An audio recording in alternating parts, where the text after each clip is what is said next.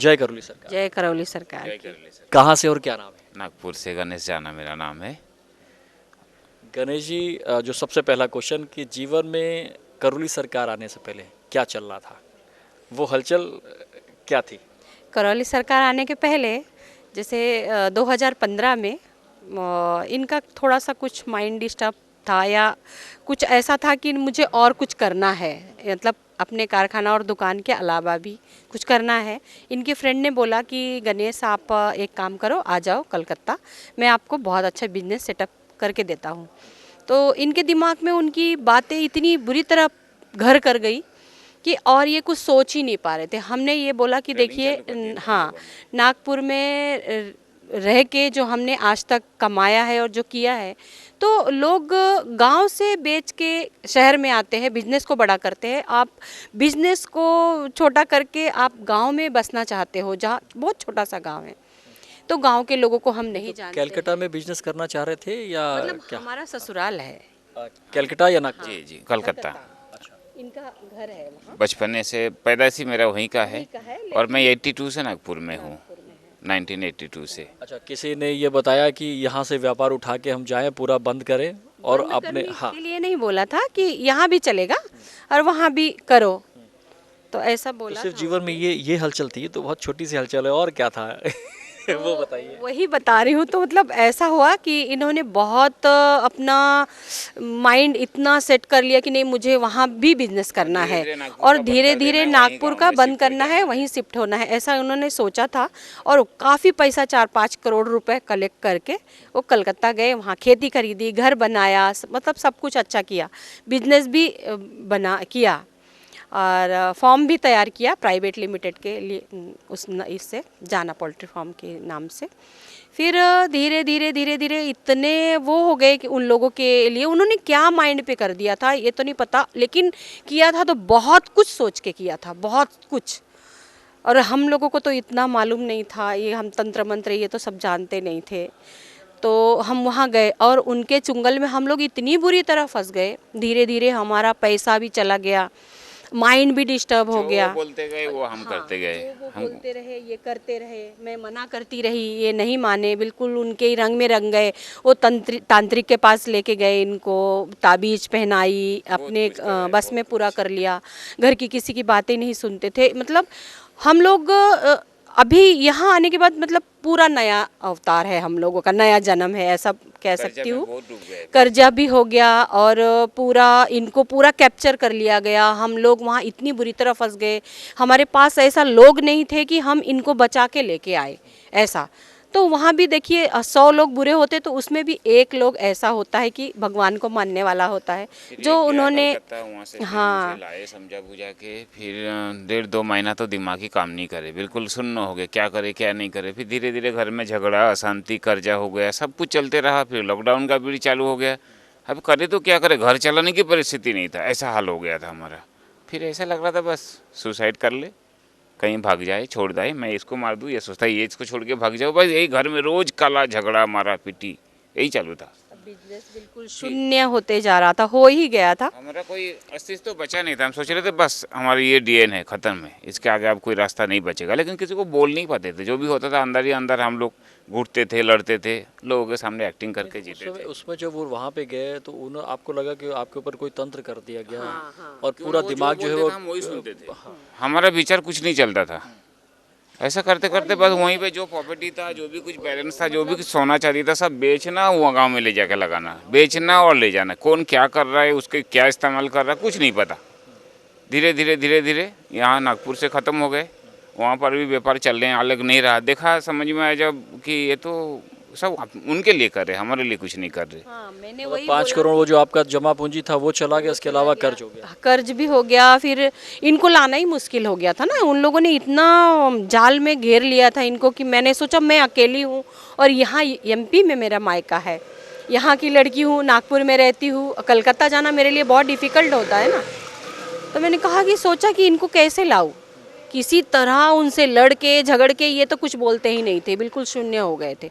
मैंने सोचा कि नहीं, मुझे आगे बढ़ना है और इनको किसी तरह वहाँ से लाना है।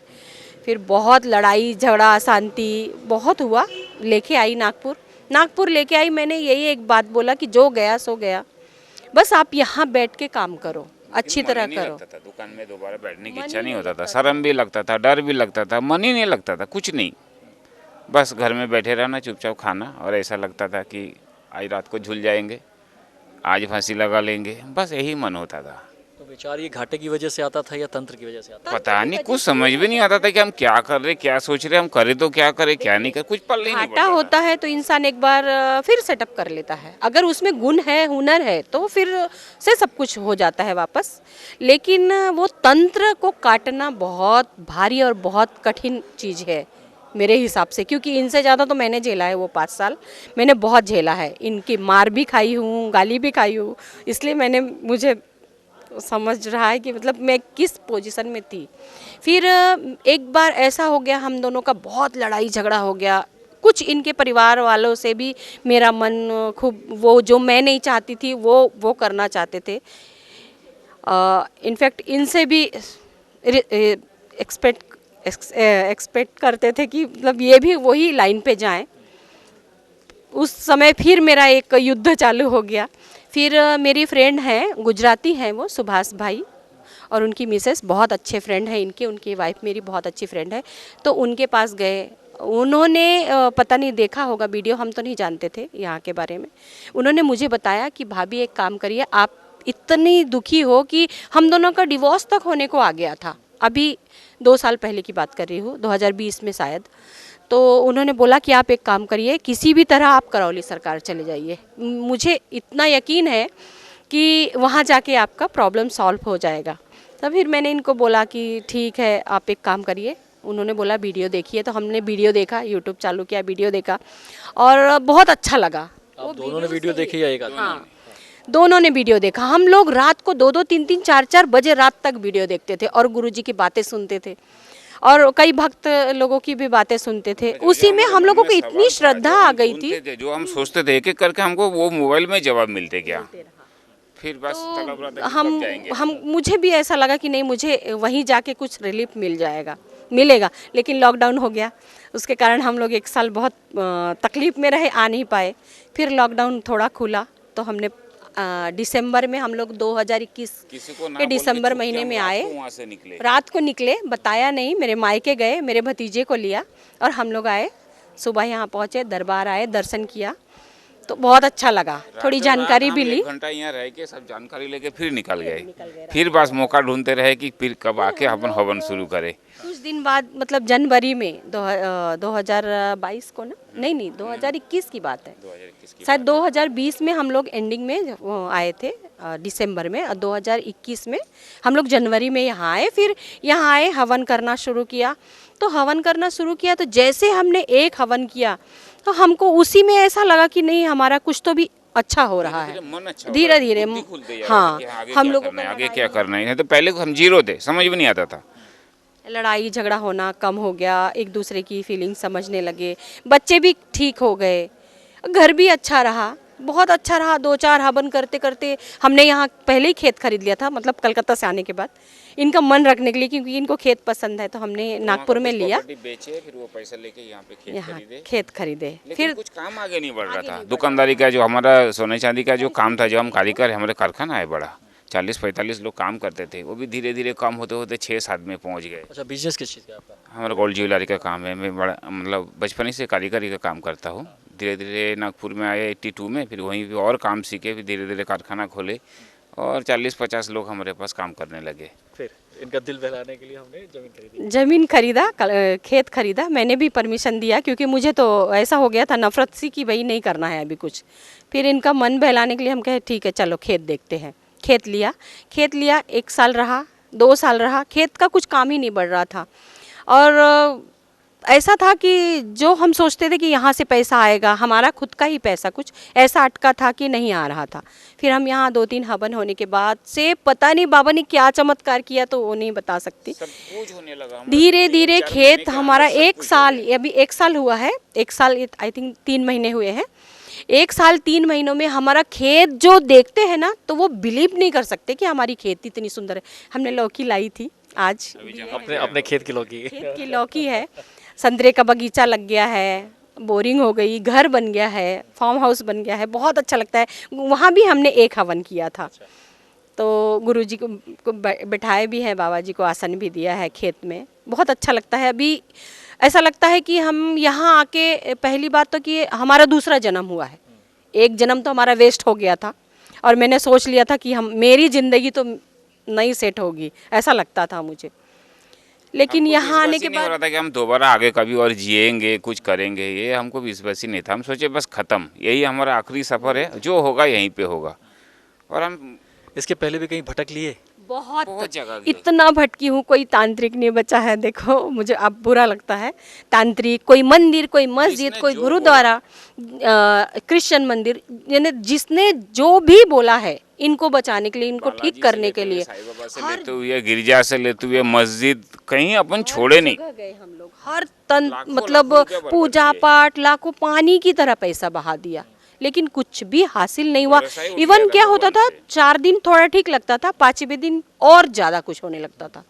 और एक्चुअली तांत्रिकों का काम ही क्या है कि इंसान को पास बुलाना, उनसे लूटना, और 4 दिन ठीक हो जाए, 5वें दिन और ज़्यादा बढ़ते परेशानी जाता, बढ़ जाए, बढ़ते फिर जाता। और आए और लूटो। उनका तो काम ही ये है। तो इससे हम लोग बहुत घिरे हुए थे। प्रक्रिया हो गई सारी कि अभी कुछ रह गया? प्रक्रिया हमारी हो गई सिर्फ है, हमारा 9 गुरु हवन दीक्षा हो गया है, बाकी है, सिर्फ बाकी गुरु सब दीक्षा हो गया। बाकी है, बाकी तो सब हो गया है। और आज गुरु जी से बात करके तो मैं बहुत धन्य हो गई हूँ, बहुत ज़्यादा खुशी है मेरे मन में। लड़का घर से भाग गया, हम तैयारी कर रहे थे आने के लिए, और कब उसी दिन कब? रात को, जिस दिन हम तैयारी कर रहे थे आने के लिए, रात को हम खेत चले गए कि खेत से पूरा सब्जी फब्जी तोड़ के लाएंगे, संतरा लाएंगे, गुरुजी के लिए ले जाएंगे। वहाँ के सब्जी बहुत है हमारे, थोड़ा आश्रम में ले जाएंगे सबको, मतलब जो अपन यहाँ कैंटीन में खाते सबको मिलेगा। ये खुशी करके हम तोड़ने गए, उस मौका ढूंढ के लड़के रात को ही भाग गए। अच्छा, मतलब जब अभी दरबार आए हैं हाँ, आप? बस आने के अभी 1 दिन पहले अच्छा, तो क्या हुआ, क्यों चला गया? पता नहीं उसके मन में क्या हुआ, वो तो नहीं बताया। कुछ नहीं, झगड़ा भी नहीं हुआ, किसी ने कुछ बोला भी नहीं। कुछ कैश लिया 20-25 हज़ार और चला गया। गुरुजी ने बताया है, गुरुजी ने बताया है कि वो किसी के इससे गया है, अपने इससे नहीं गया है, और आ जाएगा। गुरुजी ने ये बोला है कि आ जाएगा। तो मुझे पूरा विश्वास है, धरती आसमान एक हो जाए तो भी मैं इतना विश्वास। बेटा चला गया है उसके जाने का दुख नहीं आप तो नहीं, खुश नजर आ रहे हाँ, हैं। थे, हम दुख काल तक दुखी बहुत तो दुखी थे। बहुत ज़्यादा थे कल तक, कल तक लेकिन समझ में नहीं आ रहा था वापस क्या करें। यहाँ आने के बाद धीरे धीरे वो दुख भी भूल गया। हम तो यही बोलते हैं, बस जो भी हमारी परेशानी थी गुरुजी ने हल की है, तो ये भी उन्हीं की परेशानी है, हमारी नहीं है। हम फ्री जो हो गए उनको सही और लगेगा, उनको जो दे उनको दिया। अच्छा लगेगा वो करेगा। वो हर चीज़ जानते हैं, क्या क्या बोलेंगे, कितना बोलेंगे, सब वो जानते हैं, सब देख रहा है। जो उनको सही लगेगा वो करेगा। हमको उनको ऊपर पूरा भरोसा है। एक ही इच्छा है और रहेगी मेरे ख्याल से, जब भी हम लोग आए तो बस गुरु जी के दर्शन हो जाए, बात हो जाए। बात हो गई तो बिल्कुल ऐसा लगता है कि नहीं, रह नहीं कितनी पाते। बैटरी चार्ज हो गई। 3 महीना हो गया ना, तो बस ऐसा सोचते कि कब भागो, दरबार कब जाओ। आंख बंद करूँ सब तो देख लेता, लेकिन फिर भी शांति नहीं होता मन को। बस वहाँ कल एक बार पहुँच जाओ। आंखें बंद करो तो एक सब एक नज़ारा कोना दिखता देखते है, हैं, गुरु आँख जी बंद दिखते करके, हैं, हर सब जगह सब दिखता कुछ है दिखता है। तो ऐसा लगता है कि नहीं, अब मैं ये भक्तों को यही बोलती हूँ, एक संदेश देना चाहती हूँ कि देखिए यहाँ आते हैं, एक तो बात ये है कि धीरज रखिए, और दूसरी बात है पूर्ण विश्वास रखिए कि हम जिस जगह जा रहे हैं तो हम अपनी प्रॉब्लम लेके आते हैं, कोई खुशी होके तो नहीं आता है, बराबर है। तो पूरी विश्वास श्रद्धा रखेंगे, जितनी श्रद्धा उनके मन में होगी उतना ही उनका काम आगे आगे बढ़ते जाएगा। मुझे नहीं लगता कि कोई पीछे होगा यहाँ से, लेकिन मन में श्रद्धा होना, विश्वास होना, प्रेम होना एक दूसरे के प्रति, तो ये चीज़ रखना है तो ही आगे बढ़ सकते हैं। अगर ये सोचे कि नहीं वहाँ जाना है, दर्शन करना है, वापस चले जाना है अपने घर, तो कोई मतलब नहीं। मतलब नहीं है। तो यही है मेरा संदेश कि आइए, यहाँ बैठिए, अपने मन की जो बातें हैं बाबा जी को बोलिए, श्रद्धा से बोलिए, विश्वास रखिए। जो नियम है यहाँ का पूरा नियम पालन करिए, अपने आप जिंदगी कहाँ की कहाँ पहुँच जाएगी, जिस तरह हमारी हम तो पहुँची सोचते है। हैं हमारे बच्चे की शादी हो जाए और सब बेच बूझ के उनको दे दे, अपनी थोड़ा सा हिस्सा ले और आश्रम में अपन यहीं प्राण त्याग दे। यहाँ से अपने को कहीं नहीं जाना है। आखिरी इच्छा मेरा मन में यही है। मैंने इनको बोला कि तुमको भी आना था, तुम भी मेरे साथ आ जाओ, मुझे यहीं आखिरी सांस लेना है, कुछ नहीं एक चाहिए। चीज़, आने से पहले क्या मनोदशा होनी चाहिए? क्योंकि आदमी आ तो रहा है बेचारा, वो बहुत परेशान होके, फिर वो कहीं ना कहीं वो कंफ्यूज भी रहता है। तो जब यहाँ आए तो क्या भाव लेकर आना चाहिए, या कुछ प्रक्रिया के बाद क्या भाव होना चाहिए? मैं अपने तरफ से तो यही बोलती हूँ कि देखिए, जब तक इंसान ये दरबार के दरवाजे के अंदर नहीं आता है ना, तब तक तो नहीं समझ सकता है और विश्वास भी नहीं रहता है। विश्वास नहीं रहता। जैसे हम लोग भी सोच रहे थे कि इतनी दूर गए, इतना जगह गए, हम लोगों का कुछ हुआ नहीं, तो यहाँ ऐसा क्या चमत्कार है जो हमारा अच्छा हो जाएगा। लेकिन मेरी फ्रेंड ने बताया था तो उनके मन में विश्वास था। हालांकि वो कभी यहाँ आए नहीं हैं, हम आ चुके हैं 5-6 बार, लेकिन वो अभी तक नहीं आ पाए। तो लेकिन आपको बता रहे हैं कि वहाँ बहुत कुछ होता है। हाँ, वहाँ बहुत कुछ होता है। तो जब तक वो अंदर नहीं आएंगे, यहाँ की चीज़ों को समझेंगे नहीं, देखेंगे नहीं, महसूस नहीं करेंगे, अपने आप को बाबा माँ बाबा के ऊपर समर्पित नहीं करेंगे, तब तक उनको कुछ हासिल नहीं हो सकता। इसलिए यहाँ आके धैर्य रखना है, पहली बात तो विश्वास रखना है माँ बाबा के ऊपर, गुरुजी के ऊपर। भोलेनाथ के ऊपर, कामाख्या माता हाँ, तो विश्वास रखना है और उनको यहाँ के जो नियम है पूरे आश्रम के, वो पूरी तरह फॉलो करना है। गुरुजी के पूरे वाणी वचन का पालन करना है और एकाग्र रहना है। अपने मन को एक चित्त करना है कि नहीं, मैं यहाँ आई हूँ तो मेरा सब कुछ इनके ही हवाले है। दुख भी इनका ही है, बाबा जी का, माँ का, और सुख भी उनका ही है। तो ये समर्पित अगर वो कर देते हैं और ये समर्पण भाव से आते हैं, तो उनको जीवन में कभी ये नहीं लगेगा कि मैं 1 करोड़ क्यों नहीं पाया। वो तो 1 करोड़ नहीं, कई जन्मों का पुण्य उनको मिल जाता है। पैसा तो क्या है, इंसान कमाता है, मेहनत करता है तो मिलता ही है। अच्छा, जब इस दरबार को देखते हैं अपने उसमें नज़रिए से देखें तो चलता क्या है यहाँ, क्या चल क्या रहा है? हम तो यही सोचते हैं कि ये दरबार में आके हम एक स्वर्ग में आ गए हैं, कि हम तो ऊपर नहीं देखे हैं स्वर्ग में क्या होता है, लेकिन यहाँ आके ऐसा लगता है कि स्वर्ग में आ गए। सपना जैसा भी लगता है कि ऐसा तो अपन कभी किसी के मुंह से सुनते थे, ये हकीकत कैसा है और लोगों को अब तक मालूम नहीं पड़ा। और हम इतना लेट क्यों आए यहाँ पे, हमको और जल्दी आना था। ऐसा क्या देखा जो आपको लगा ऐसा? पता नहीं, एक अनुभव है, मन में बड़ा खुशी महसूस होता है जो कहीं नहीं होता। लाखों करोड़ों रुपया देखने के बाद 2 मिनट की खुशी होता है, लेकिन ये खुशी पूरे दिन चलते रहता है अंदर। वो भाषा नहीं है हमें जो हम वो उस चीज़ को बोल सके कि क्या खुशी है। नागपुर से आई हुई एक फैमिली के साथ हम लोग थे और काफ़ी सुनहरे अनुभव हैं। बेटा 2 दिन पहले 3 दिन पहले घर से नाराज़ होकर जा चुका है, लेकिन चेहरे में ना उदासी है और ना मायूसी है और बड़े खुश हैं। क्यों? क्योंकि उनको मालूम है कि गुरु कृपा कभी भी हो सकती है।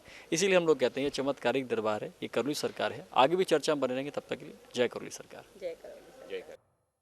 आपका कोई सवाल हो जो आप गुरुजी से जानना चाहते हैं या कोई जानकारी चाहते हैं तो कृपया इस नंबर पर व्हाट्सएप करें।